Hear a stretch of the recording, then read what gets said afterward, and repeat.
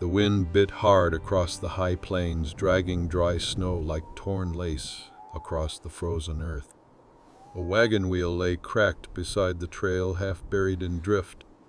There was no sound but the wind's low groan and the sharp cry of a distant crow. The woman stood still, her arms wrapped around the smallest of her children, a boy no older than 4 pressed against her skirts. Her face was raw from the cold lashes rimmed in frost.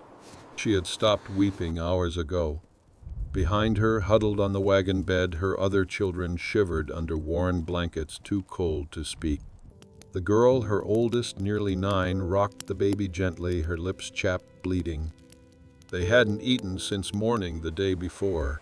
The bread had run out somewhere past Dry Creek, and the mule had died in the night, its body stiff and grotesque in the pale blue light of dawn. She had no idea what time it was now. The sky had been gray since morning. Her name was Esther, though no one had spoken it in days. Not since the last town where the man she'd married buried his shame in whiskey and left her with promises as hollow as the old Bible she kept wrapped in oilcloth. She had waited too long. Then the cold came and the silence. Now it was her and the children and no way forward. She had tried walking. They'd gone a mile, maybe 2, before the little one started crying and her knees gave out. Her boots were soaked through and her fingers, bare red, shaking, were losing feeling. The trail was a scar across a white world barely visible now. She lowered herself onto the hard ground, drawing her coat tighter around the boy at her chest. He whimpered. Her lips moved, forming the shape of his name, but no sound came out. The girl behind her made a sound like a cough or a sob. The baby began to cry. A sound rose over the wind. Hooves. Distant, rhythmic, slow. Esther blinked, her eyes too dry to tear. She didn't trust what she heard. The plains played tricks, echoes of things long gone. But then there it was again. Closer this time. A heavy tread. A horse. She didn't stand. She couldn't. Her body ached with too much absence of food, of sleep, of help. She simply sat waiting like a stone left out in the snow, waiting for whatever came next. A horse broke the ridge, dark against the dusk, its breath a cloud around its head. The rider leaned forward in the saddle, squinting down at the wagon. A man, long coat, worn hat pulled low. He looked like he'd ridden from nowhere and meant to keep going. But then he saw them. He slowed, then dismounted without a word. Snow crunched under his boots as he walked toward them. She braced herself, unsure if this would be worse than the cold. He stopped a few paces away. His face was rough, wind-burned eyes shadowed under the brim. He didn't reach for a weapon. He didn't speak. Her voice cracked out dry and low. My children. He looked at her, then past her to the wagon, then down at the boy in her arms.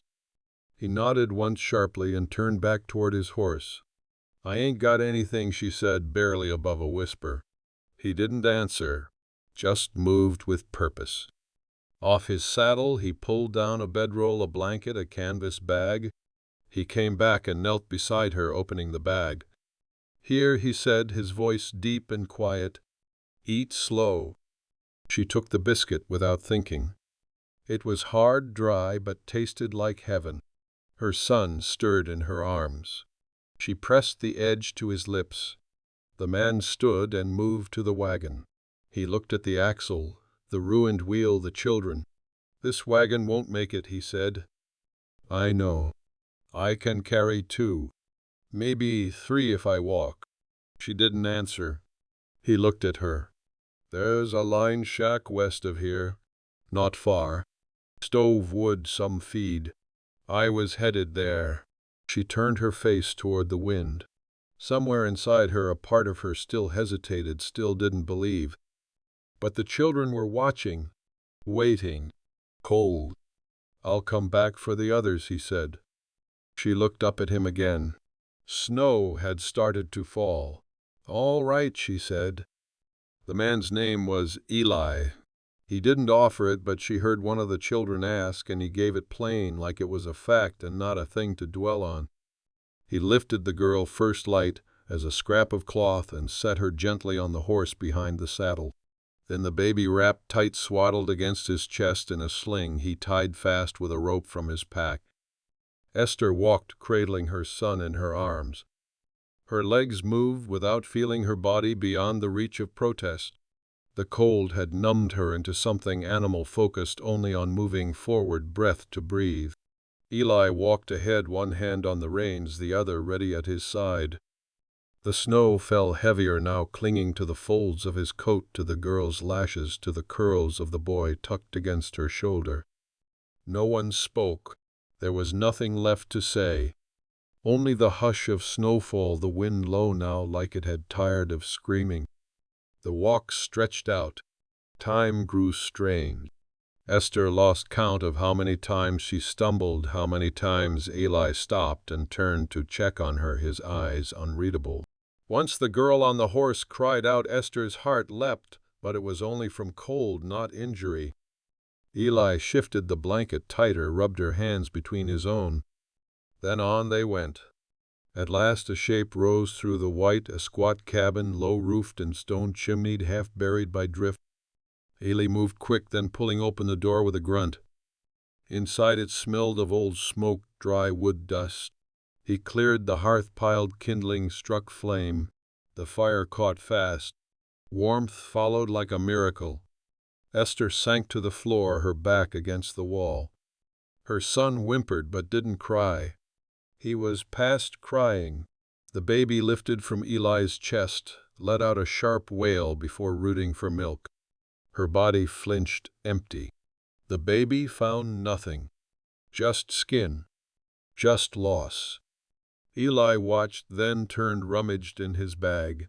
From a pouch came powdered milk wrapped tight in oilskin. He didn't ask.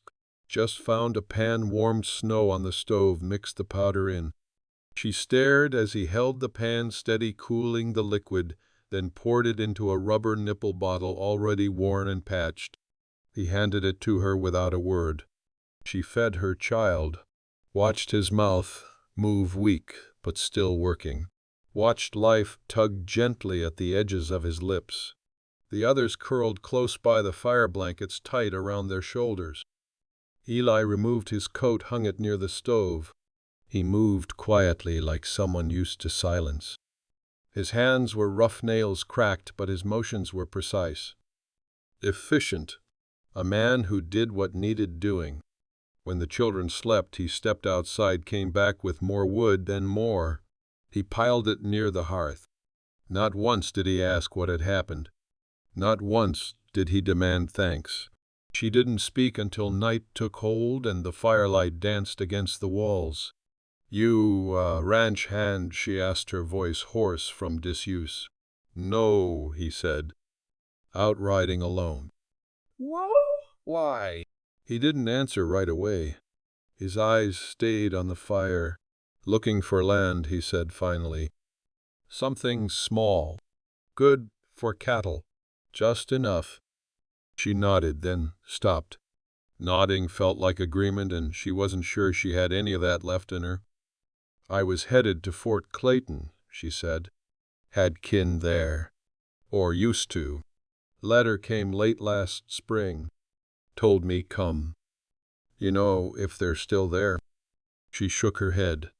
"Don't know much of anything anymore." Ellie reached into his coat, pulled out a small leather-bound notebook. Opened it. Inside were scrawled maps, rough lines, marks. "Clayton's 4, maybe 5 days from here, if the snow eases." She watched him for a moment. He didn't talk like other men she'd known. Didn't brag, didn't flatter, didn't press. He moved like someone who knew the cost of things. "I don't know what I'd pay you with," she said, voice low. He closed the book. Didn't ask. Silence again. But this time it felt different. Less like a wall. More like a pause between breaths. "You got family?" she asked. He didn't answer for a long while. "Used to," he said. "Montana. before the fever took them. Esther nodded again, slower this time. She didn't ask which fever. They all ran together eventually. The fire cracked soft and steady. Snow tapped at the window. The children breathed deep in sleep.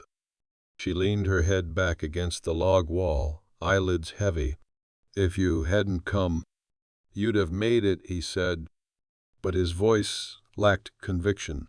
She closed her eyes. For the first time in days, maybe longer, she let herself believe they might still wake up come morning. If silence meant something here, subscribe for what it says next. The next morning broke slow, gray, and thick with fog. Snow still lay heavy on the earth, but the sky held a stillness that promised a break in the weather. Smoke curled thin from the chimney, drifting up like a prayer. Esther woke with the baby curled beneath her arm, warm against her side. Her back ached from the hard floor, but the ache felt distant, almost welcome. Proof she was still here, still holding on. Ailey was already outside. She heard the muffled sound of wood splitting, regular and sharp. The children were still asleep, huddled together in a pile of borrowed warmth. The girl's hand clutched one of her brother's sleeves, even in sleep, as if she couldn't let go even now. Esther rose slowly. Her legs resisted, at first stiff and swollen from cold and fatigue. She moved to the stove, added kindling, coaxed the flame higher. The fire licked up with a hungry hiss, casting a golden light across the room. She found a tin of oats and boiled snow water in the pan. The smell, simple, bland, still made her stomach twist with need. By the time the children woke, she had breakfast ready. They ate without talking, too tired still, too unsure of peace. But their eyes stayed on her, checking to see if she was still strong enough to keep going. Ely came in with a load of wood under his arm. His coat was dusted with snow, beard rimmed in frost. He set the logs down, stripped off his gloves, and nodded at the children. "They'll be all right," he said. Esther nodded too. "If the weather holds." They didn't talk about the wagon. It was still out there, broken, a ghost of yesterday. A part of her wanted to go back for it. Another part couldn't stand the thought. "We'll go for the others," Ely said. "After noon, you'll need to stay. Watch the little ones." "I can ride," she said, sharper than she meant to. He looked at her, calm. "I know you can, but they need you here." Esther's jaw tightened and loosened. She turned back to the stove. "There's a shawl in the wagon, and my mother's Bible, wrapped in oilcloth under the seat." He nodded once. "I'll bring it." He left again, and the cabin fell quiet. The girl, her name was May, watched her mother from across the room. "Mama," she said, "are we gonna stay here?" Esther hesitated. "Just for a while, till we find the family. Maybe." May looked down. "I liked him, Mr. Ely. He helped real fast." Esther reached out, brushing a strand of hair behind her daughter's ear. "I liked that too." When Ely returned, the sun had begun to show itself through the thinning clouds. He came with the wagon's few remaining goods: a tin box, the shawl, a sack of flour tied with string, the Bible. He'd also found the mule's harness. It had frozen stiff, but he brought it anyway. "Might find use for it," he said. They spent the rest of the day gathering more wood, melting snow, checking what was salvageable. Ely said little, but when he spoke directly. There was no part of him that wanted to impress. No pity either. In the late afternoon, while the children played in the cabin's small yard, Esther stood beside him as he adjusted the saddle. "You said you were looking for land," she said. He nodded. "South of Clayton. Hills are good. Water runs steady. I filed a claim last spring. You plan to build?" "Already started. Cabin's framed. Needs a roof. Walls stove. Thought I'd spend the winter finishing it." "And then?" Ely looked at her. His eyes were light gray like stone left out in the wind too long. Then I stopped moving. Esther watched him tighten the cinch. "You alone out there?" He nodded. "Not anymore," she said. It surprised her, the sound of her own voice saying it. She hadn't meant to say anything. The words just came. He didn't speak right away. "Then you saying you want to come?" "I'm saying there's nothing behind us but snow." The wind had calmed. The sun hung low, glowing behind the edge of the clouds. For the first time in weeks, it didn't feel like the day was dying. It felt like something new might begin. Eli nodded slow. He didn't smile, but something in his face softened. "You and the children," he said. "You'd be safe there." She looked at him. "We need more than safety." He looked away for a moment, then back again. "So do I." That night the cabin held warmth that wasn't just from the stove. The children slept deeper, breath steady and soft, like the tension had finally eased its grip. Esther sat at the table, mending a tear in the boy's coat sleeve by the firelight. Eli sat across from her, whittling a small piece of pine, quiet as always. The blade moved smooth in his hand, shavings curling to the floor like feathers. "I never learned to carve," she said, tying off her thread. He didn't look up. "Ain't much to learn. Just cut away what don't belong." She nodded, folding the coat neatly. "That's harder than it sounds." A pause settled between them, not heavy but waiting. "You were married," he said. She let out a breath through her nose. "I was." He didn't press. He wasn't a cruel man. Just too soft for the world. Got lost in it. "You waited for him." "Too long." Her voice cracked dry as kindling. "He promised Fort Clayton. Promised help. When we stopped at that last town, he said he needed a few days to ride ahead. Said he'd come back with horses, food, maybe a wagon team." She looked down. "We waited 5 days. Then we left. Wagon broke a day later. The mule followed." Eli set down the carving. "You did what you had to." "I'm tired of doing what I have to," she said, quieter now. "I want to do something because it's good. Because it might last." The words hung in the air. She didn't take them back. He picked the carving up again. It was starting to look like a horse, rough but careful. "I had a daughter once," he said. "She'd be near your May's age now." Fever took her. And her mother. Esther didn't speak. She didn't need to. "I went north after that," he went on. "Worked trap lines, built fence, kept moving. Didn't trust myself to stop. Not till last year. And now," he met her eyes, "now I'm thinking I should stopped sooner." The fire popped. Outside, snow shifted from the roof in a soft slump. Esther stood and checked the children. May had curled herself around her younger brother, their hands tucked under their chins like birds nesting. She turned back to him. "How far is your place from here?" "Half a day's ride if the snow holds off." She stepped closer to the fire. "Then we ought to go. Before the weather turns." He nodded, then reached into his pocket and held out the carving. She looked down. It wasn't finished, not exactly, but it was shaped real enough to feel alive. The horse's head was bowed, its legs tucked as if it were resting. "For the boy," he said. She took at her fingers, brushing his. "Thank you." He didn't smile, but his eyes did something close. Then he reached for his coat. They left the next morning. Eli carried May and the baby. Esther rode behind him, her son bundled against her back.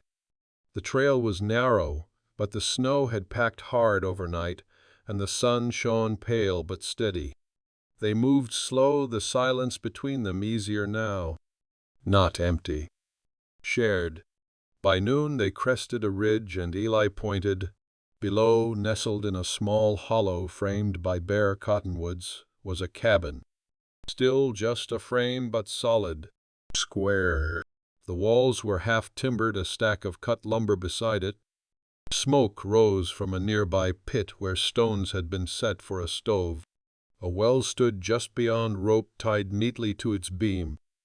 "It's not much," he said, "but it'll be something." Esther stared at it. The children waking behind her leaned to see. May whispered, "Is that ours?" Esther didn't answer right away. She let the question sit. Then she said it could be. They reached the clearing and Eli helped them all down. The children stretched eyes wide with wonder. The baby fussed, then fell silent again, warm against her chest. Eli showed them where the walls would go, where the loft would be. He moved with certainty, like a man who could see the future without needing to speak it aloud.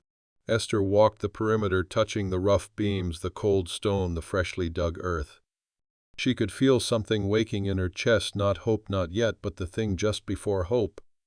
The breath you take before you say yes. "I'll need help," Eli said, "if you're staying." She looked up. "We can work." He met her gaze. "I won't ask more than you want to give." "I know," she said, "but I think I want to give it." He nodded once. It was enough. They spent the rest of the day clearing snow and laying kindling in the fire pit. The children laughed. May found a blue feather and tucked it in her coat. The wind had stilled. That night they slept inside the cabin frame, under the stars. No roof yet, just open sky. But for the first time the cold didn't scare her. By the end of the week, the walls stood shoulder high. Eli had milled the boards himself the fall before, stacking them neat and dry under a tarp that had held through the first snows. Esther helped raise them. Her palms blistered, her back sore, but the ache felt clean. She hadn't known her body still held that kind of strength. Every swing of the hammer, every board lifted, felt like a reclaiming, not of what she'd lost, but of who she might still be. The children worked too, in their own ways. May carried nails in her apron, humming softly under her breath. The younger boys dragged sticks and rocks into piles, building forts beside the real one. The baby slept swaddled in a basket near the stove pit, his small fists twitching in dreams. Eli didn't say much. He worked steady, measuring, sawing, nodding approval when things held fast. But something in him had eased. He no longer kept distance in his silence. Now it was shared, comfortable. One evening, as they sat on the unfinished porch with bowls of stew in their hands, Esther asked, "What made you stop here?" He looked out across the plains. The wind moved slow through the dry grass, brushing the horizon like a worn hand. "I saw a fox," he said, "last spring, right where that tree stands now. It stopped and stared at me, bold as anything, like it wanted me to follow it." She smiled, surprised. "And did you?" "I did. Led me to the creek bend. Found the water, found the clearing. Didn't see the fox again, but I figured it was a sign." Esther sipped her stew. "Do you believe in signs?" "I do now." Later, after the children had gone to sleep, she stayed behind to mend a tear in the baby's blanket. Eli lingered by the doorway, watching the stars blink to life through the beams above. "I filed the land under my name," he said, quiet. She didn't look up. "You planning to keep it that way?" He hesitated. "No. If you stay, I want to share it." Her hands stilled. "I know it's early," he said. "I ain't asking for anything you can't give. But I've seen the way you carry your children, the way you don't give up, even when it hurts. That's the kind of strength I want near me. Not just on this land. In my life." She folded the blankets slowly. The silence between them wasn't uncertain now. It was sacred, careful. "I don't know what I have left," she said. "But I know I want to plant something that stays in the ground, that don't vanish come winter." He nodded once. "That's all I'm asking." They built the roof together a week later, just before the snow returned. The wind howled again, but this time they were ready.